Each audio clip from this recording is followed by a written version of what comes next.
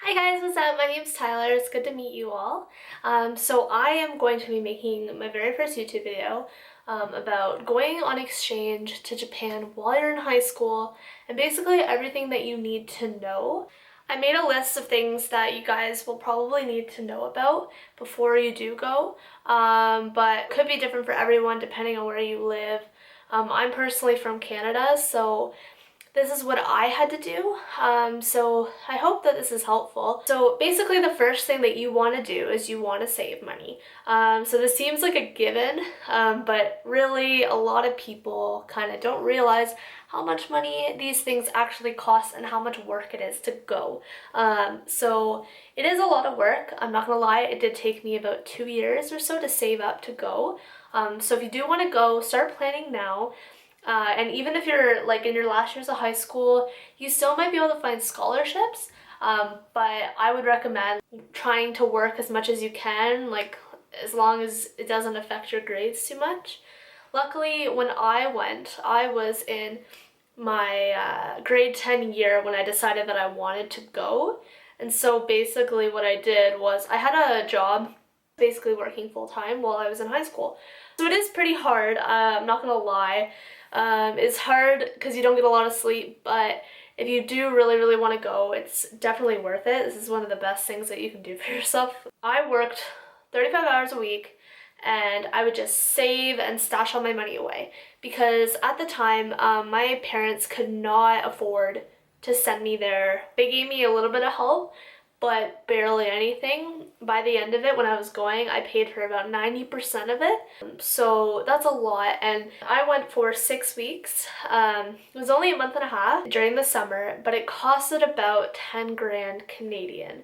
So quite a bit of money, and I had to save a lot. And I couldn't spend, and when you're in high school, I was guilty of this before I started saving, but I would spend money on useless things like food and like clothes that I didn't need and all that stuff. And like, if you do need help with trying to not spend, just remember that, like I'm not going to spend money because I want to have spending money in Japan when I'm there. I want to be able to have fun. I want to be able to spend money on this, that, and the other thing.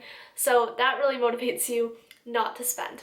Try looking out for scholarships. There are scholarships available. I know many other exchange students that got scholarships. I did not get a scholarship. My grades were decent, but honestly, during grade 10 and 11, I really didn't try too hard. It wasn't until my final year where I got my grades up really high, but the reason why my grades were so low is because I knew that I had to work and save money.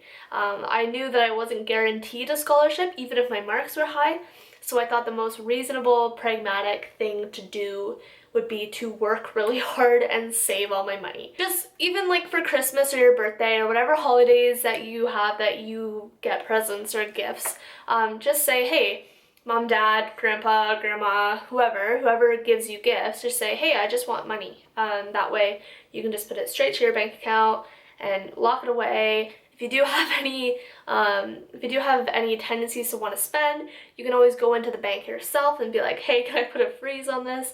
And that way that money is stored away and you won't be able to touch it unless you actually go into the bank and like get them to release it. And it's gonna suck, but it's gonna be all worth it at the end. I promise you, it'll be so worth it. It's gonna be one of the best experiences of your life. Like, you need to understand that it sucks right now, but later it's gonna be really good. And like, you can even put this stuff on your resume, like, hey, like I self-funded myself to go to Japan for an exchange, and people are like, oh my god, work ethic, and employers will love that, right? So the next thing that I want to talk about and stress is not just having the money, but understanding where that money is going to go. So you do have to budget and like kind of figure out what money is going where. So once you've found your organization, which I'll talk about how to find organizations to go through, they usually require you to pay for flights, insurance, like health insurance, and meals. So for example, if you're staying with a host family, which I did, they usually compensate the family with your money. So that's what happened with me, I'm pretty sure. I'm not exactly sure how it worked, but that's what I'm guessing. They would give the money to the host family, and that way your meals, anything that you guys did together as like the host family and you, and meals and stuff like that, it would be covered because you paid for it in advance. So the mandatory costs for me was about 8,000, but about a little bit higher, maybe almost 9,000 Canadian. But I ended up bringing more money with me because I wanted to spend. You're gonna want to buy like all the stuff that's there that you don't have here in Canada. You're like, oh my god, Pokemon Center, oh my god, I want to go and spend like $100 there, which I did. And you're gonna want money. You're also gonna want money for transportation. So a big thing that I had to pay for was the transportation to the high school that I went to, which I'll talk about how that all works later with the high school thing. But basically, you're gonna want to have to pay for your transportation to high school, to the school, back. You're also going to want to pay for transportation if you go on any trips, etc., right? I think I paid around $30 a month for this little pass, and basically it would let you go on any train or a shiden, which is like the street carts that were in the city that I was in, etc. I'll actually show you the card. Basically, you're going to get a little card like this. It's gonna look different for different cities and areas, but basically what it is like when you walk onto the train, you just tap it and it lets you through. And you can reload it. Sometimes, depending on your plan, I think, at least is how it was in my city, I'm not 100%, but it would work on the Shinkansen, which are the bullet trains. But I'm not 150% sure. It just depends on your city, I guess. But if it doesn't cover it, which mine didn't, you get these little cards that you use for when you go on the Shinkansen, and it just looks like this. You're gonna want to have money too for anything, for emergencies, or like if you need something like toiletries or something like that, or if you forgot something at home, even if just something comes up and you want to, like you get the opportunity to go somewhere. Next thing that I want to talk about is having all of the necessities that you need in order to go. So anything that you need in order to get into Japan. Sometimes with an organization, they'll provide you with a lot of stuff already, or they'll usually give you a list of what you need. So in order to get into Japan, though, you need to have certain shots. They'll give you a list of what you need. One of them was just like the hepatitis one. Second thing is you will need to get some form of visa or some form of permission kind of thing. Either the exchange program will provide you with it and basically get the visa for you kind of thing, or you'll have to get it yourself. My exchange program, I didn't have to get a visa, so it really just depends, but it's pretty, like there's instructions online on how to get a visa. The exchange program should give you all of the steps and rules that you have to follow in order to get there. Also too, if you have an emergency, like you need money, if you really need money, the best way to get it is just to have like your mom or dad transfer it into your bank account, like your Canadian or American or whatever bank account. Have your debit card and bring it with you there. And in Japan specifically, the 7-Elevens and the post offices, I think, they have international ATMs, so you can use your debit card there and get your money. It will charge you a fee. I don't remember what the fee is, but you can always talk to your host family about it, or even ask your exchange program about it. But the thing is, in Canada, I'm pretty sure you can have your PIN number for the ATM 4 to 6 digits. But what's really important to know is that you need to change the digits to 4 numbers. The ATMs in Japan, they don't allow you to do 6. They only allow you to have a 4-digit PIN number. Another thing that you'll have to do is you're going to have to fill out a lot of documents about your health. Not too much, it's not like overbearing, but it's a significant amount that it requires you to sit down and do some work with your parents and go to the doctors and go to the dentist. So I had to get a checkup before I went for the dentist. I had to get a doctor's checkup too, because your doctor has to fill out, and your dentist, they have to fill out a piece of paper basically saying you're healthy, you have no health concerns as of this moment, you're good to go. So the next thing that I'm going to talk about is choosing how long that you want to go on exchange for. The longer you go, the more expensive it is. You're also going to want to choose based on your comfort level. For my organization, they allowed you to go for, I think, a year, 6 months, 3 months, or 6 weeks. I decided to go for the 6 weeks because I've never been to another country other than the States before. Didn't know if I would like it. Like, what if my host family wasn't that great? So I chose a shorter amount of time, and I said, hey, like, if I really like it, I'll go back to university for a year. Each company gives you different times, so if you do want a shorter period of time, I would recommend checking out the company YFU, either Canada or US, or I think YFU has like a bunch of other countries as well.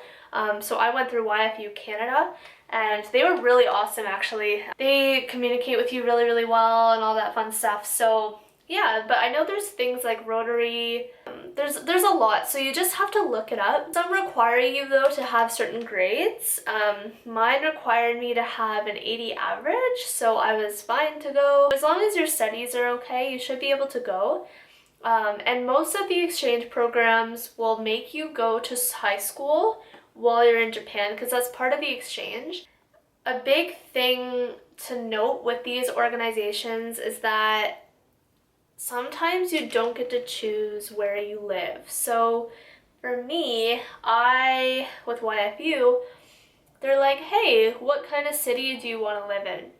A big city, kind of medium-sized city. I basically chose a medium to large-sized city, and I ended up getting placed in Toyohashi in the Aichi Prefecture. It's close to Nagoya. With YFU, they actually sit there and get you to do a personality test, and they match you up with a family that they think will be suitable to your personality. But I would really recommend you learning as much as you can of the language, so that way when you go there, you can enjoy yourself more and you can connect better with your host family. Luckily for me, my host family spoke a little bit of English, so it wasn't too bad, but there was still a language barrier, right? There was a significant language barrier there. Weirdly enough, I actually connected most with the host mom, who didn't speak like a lick of English, but I would still have gotten to know her so much better if I could communicate with her more. If you have a class, like if your high school offers Japanese, take it, because it will help you so much. And also too, if you don't have that option, learn hiragana and katakana, especially katakana, because there's a lot of katakana in Japan, because katakana is like the writing system used for foreign words. So like coffee is written in katakana and it's kohi. Also too, if you go to school in Japan, like if you end up going to high school, which I did, and you don't understand Japanese, you're gonna be so bored. School is really long in Japan in comparison to North America, and imagine just sitting in a class for like 8 hours and then you don't understand what they're even saying. I loved Japan. I really did love it. But the only thing that I didn't like was sitting in class because I didn't understand much and it was hard. But I got through it, and luckily they had Nihongo lessons for me and the other exchange students, and Nihongo is Japanese. It means Japanese, like that's how you say Japanese in Japanese. So you'll learn that word really fast. Another thing, I'll talk about high school, just in general. So high school is very different in Japan than it is in North America. First of all, you have to wear a uniform. So my high school was pretty strict. They didn't even let you wear makeup. Just be prepared to have long days. Like, they're gonna be really long. For me, personally, my commute was from my house to the train station, and then from the train station to another like stop, like a station, And then I would get off there, and then I'd wait for a school bus, and then the school bus would come and pick us up and take us to the school. So altogether, it took about an hour to get to school. Going off of the long day thing, you're gonna have long days, like they're gonna be 8-hour class days, and sometimes you have clubs afterwards if you do join a club. You could have a school that only has Squatty Potties, so just be aware. You're gonna have to learn how to use those real quick. Oh, and during your exchange too, like your company should maybe hopefully provide you with a uniform for the school, or the school will provide it for you or whatever, but sometimes you have to buy your own. Another thing too, I'm not gonna touch on it too much now, but basically it's just, you're gonna get culture shock. It's a thing at first. Usually what happens is you're like, oh my god, this is great, look at all this stuff, oh my god, I love this. But then you get to a point where your culture starts to conflict with Japanese culture. I could do more about culture shock and that kind of thing later. Just leave some comments below of what you guys want to know. And last thing that I'm going to say about going on exchange to Japan is that do Japanese things while you're there. That's what's really important. If you guys want to know more about my exchange, just hit me up a like and comments and all that fun stuff. Subscribe if you want more stuff. Currently, I am learning Japanese in university. I will be going back to Japan, hopefully. My plan is in about a year and a half's time, so I'm going to be preparing for that. If you guys want to see that process for a university exchange, just let me know. I can help you out, answer those questions of what I'm doing. I'm happy to answer lots of questions about Japan and my experience. Thanks so much for watching. Have a great day, guys.